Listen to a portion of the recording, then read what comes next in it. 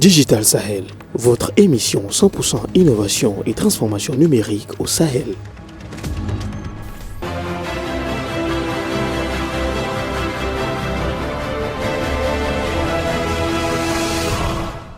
Bonsoir tout le monde, je suis très ravi de vous retrouver dans ce nouveau numéro de Digital Sahel, votre magazine d'infos et d'analyse sur le numérique au Niger et dans le Sahel.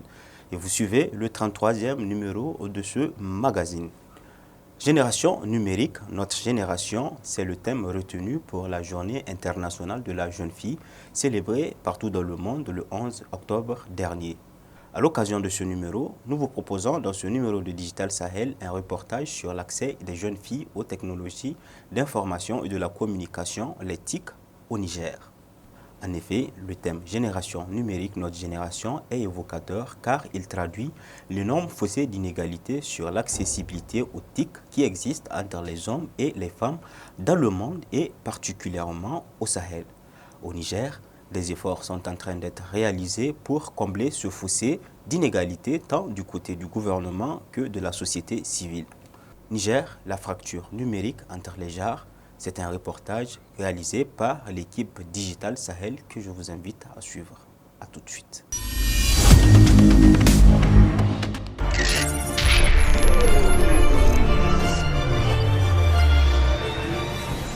Digital Sahel, grand projet numérique. Aujourd'hui, l'alphabétisation numérique devient presque aussi importante que l'alphabétisation traditionnelle. Plus de 90% des métiers dans le monde requièrent des compétences numériques selon l'Union internationale des télécommunications, UIT. Cependant, la fracture numérique entre les sexes en matière d'accessibilité aux TIC est une réalité. Les femmes, particulièrement au Sahel, ont moins accès aux outils numériques et sont sous-représentés dans le secteur digital par rapport aux hommes. À l'occasion de la Journée mondiale de la jeune fille, axée sous le thème Génération numérique, notre génération, l'Organisation des Nations Unies a lancé un appel aux pays du monde à un accès équitable des filles aux TIC et à des investissements ciblés en vue de leur offrir des opportunités d'accéder de manière effective et en toute sécurité aux technologies de l'information et de la communication, d'en faire usage ainsi que de jouer un rôle moteur et innovateur dans ce domaine. La pandémie Covid-19 a clairement montré l'importance des technologies et a accéléré la transformation numérique dans divers secteurs dans l'éducation. Dans un premier temps, le choix du thème de la Journée internationale de la fille commémorée justement le 11 octobre, placé sur le thème, d'ailleurs que j'aime bien, Génération numérique, notre génération, dans un premier temps, je disais, est mis en place pour mettre en exergue en fait les transformations profondes apportées au système éducatif pour assurer la continuité de l'apprentissage pendant la crise sanitaire. Et deuxièmement, pour mettre en avant le plaidoyer pour un meilleur accès des filles aux technologies de l'information et de la communication. Selon un rapport de 2018 de l'enquête nationale sur l'accès et l'utilisation des TIC au Niger, 62% des ménages utilisent un téléphone mobile, 6,6% pour l'ordinateur et 10,2% ont utilisé Internet au cours d'un trimestre. L'utilisation de l'Internet varie selon le sexe. Elle est en effet de 16% chez les hommes contre seulement 5,3% chez les femmes. Vous savez, de manière générale, l'accès aux TIC au Niger est timide et particulièrement pour les jeunes filles. Alors ceci pour plusieurs raisons. Nous avons des raisons socio-économiques liées à l'accès à l'éducation de qualité, au fait que la majorité des femmes se retrouvent en zone rurale et pas forcément en même d'utiliser ces technologies-là. La fracture numérique reste un défi à relever car l'économie numérique représente un important levier de croissance estimé à plusieurs milliards de dollars dans le monde.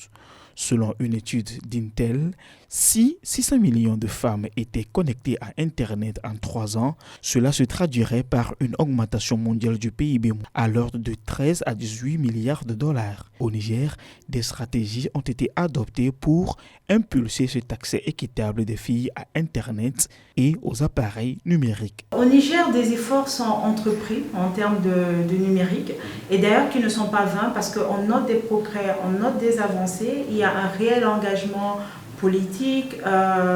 Au Niger, on a la stratégie Niger 2.0 portée par ANSSI, l'Agence nationale pour la société de l'information. Nous avons, on note l'arrivée de Code Local, la première école dédiée au code dans le Sahel. On note aussi plusieurs communautés technologiques dédiées aux femmes qui sont actives sur le territoire. Et il y en a beaucoup, hein. Il y a Women Tech Makers, Girls in ICT, Femmes Éthiques. Il y a vraiment pas mal d'initiatives. Mais ce qu'il faut savoir, c'est que oui, on a fait des efforts, mais on a vraiment besoin encore de redoubler d'efforts. On a vraiment du pain sur la planche, parce que quand on regarde encore, une fois de plus, ces chiffres-là, en termes d'accès aux TIC, les femmes, elles restent minoritaires. Pour obtenir l'égalité des sexes et sortir de la pauvreté, les filles et les jeunes femmes ont besoin d'accéder équitablement aux informations, aux carrières digitales et technologiques, car la technologie et l'usage d'Internet peuvent être d'excellents outils pour qu'elles s'émancipent. Comment faire en sorte que les jeunes filles aient accès aux TIC et les utilisent de manière inclusive et dans des conditions d'égalité avec les autres?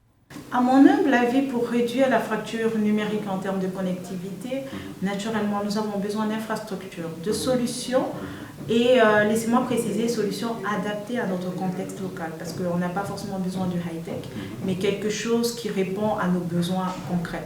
Donc, en plus des infrastructures et ces solutions adaptées, nous avons besoin d'un réel renforcement de capacité. Il nous faut développer les compétences en numérique pour que ces jeunes filles-là puissent, une fois connectées, pouvoir les utiliser à bon escient. Et également, étant quelque part étant active aussi dans l'écosystème entrepreneurial, je tiens à souligner que nous avons besoin d'un accompagnement soutenu en termes d'initiatives entrepreneuriales des jeunes filles dans le numérique, si on veut qu'elles se l'approprient.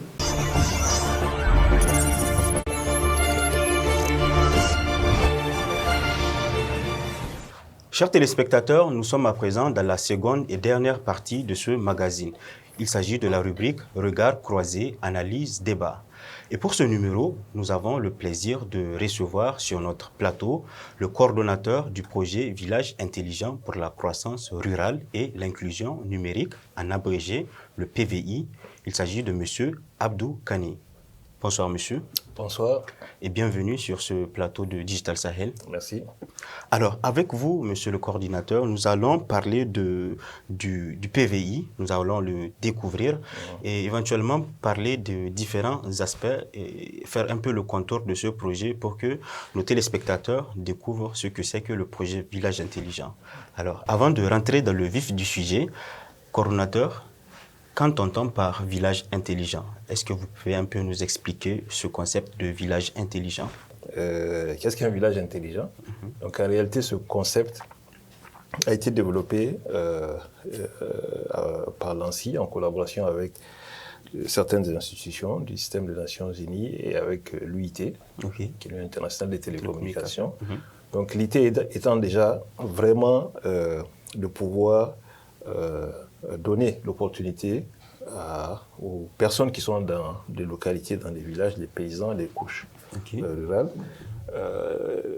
d'être en condition d'utiliser les meilleures technologies, les meilleurs usages pour pouvoir atteindre le plus rapidement possible ce qu'on appelle donc les ODD. Les objectifs de développement durable. Voilà. Donc c'est un peu ça le concept du village intelligent. C'est la capacité dans un village, essentiellement en utilisant les possibilités offertes par les nouvelles technologies, de pouvoir développer toutes les solutions qui tournent autour de l'agriculture, de la santé, de l'éducation, de la gouvernance, et donc pour donc le mieux-être de ces populations-là, et qui sont capables d'améliorer continuellement ces processus, ces contenus. Alors, présentez-nous un peu ce projet. Alors, le projet Village intelligent est un projet entièrement financé par la Banque mondiale, donc pour un montant de 100 millions de dollars, qui se décline en, disons, 5 composantes, on va dire. Donc, la première composante consiste à ce qu'on appelle l'environnement favorable. Donc, il s'agit de mener un certain nombre d'analyses sur le cadre juridique et institutionnel des télécoms et également de la finance numérique au Niger, pour voir qu'est-ce qui peut être amélioré, qu'est-ce qui peut être corrigé, qu'est-ce qui peut être quelles sont les nouvelles mesures qui peuvent être apportées pour favoriser l'investissement dans les zones rurales, dans le domaine des TIC, mais aussi de l'inclusion et de la finance numérique. Donc, la deuxième composante touche essentiellement ce qu'on appelle la connectivité. Donc là, il s'agit, au terme des 6 ans d'exécution du projet, donc d'amener la connexion haut débit dans quelques 2111 localités du Niger. Et la troisième composante... Essentiellement rurale. Oui, essentiellement rurale. Voilà. Donc la troisième composante, c'est l'inclusion numérique, essentiellement basée sur le mobile money, pour ainsi dire. Donc l'idée vraiment, c'est de s'approprier toutes les technologies qui sont dérivées du mobile money, du portefeuille électronique, pour à terme autonomiser les femmes, et surtout les femmes et les jeunes, mais également donner la possibilité à tous qui sont aujourd'hui exclus du système financier classique, grâce à des options de notation de crédit et tout ça, sur les transactions qui seront faites, pour leur faire accéder au crédit. Donc ça, c'est une première composante. Et dans une première sous-composante, on va dire, la troisième.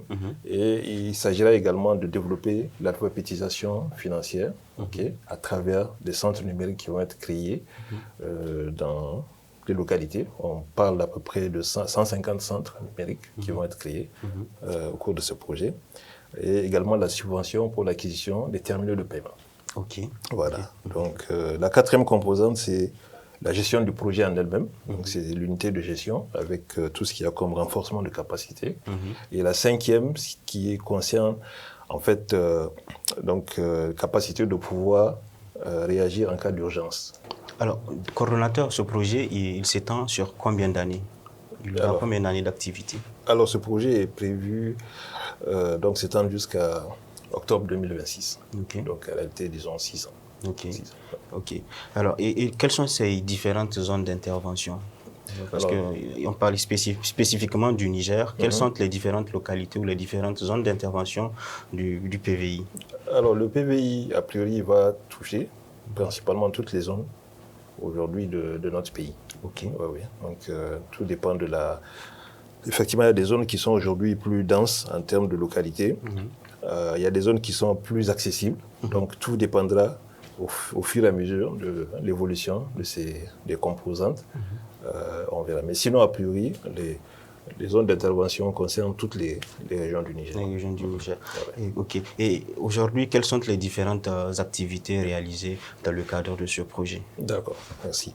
Alors, la première année d'activité, telle qu'elle a été inscrite dans le PTBA, le projet plan de travail et de budget annuel 2021, nous sommes assignés comme objectif fondamental de finaliser la mise en place de l'unité de gestion, tous les recrutements des spécialistes, et ensuite de remplir les conditions telles que les conditions préalables qui sont contenues dans l'accord de financement, qui est un certain nombre d'études, un certain nombre de manuels d'exécution, manuels d'opération qui doivent être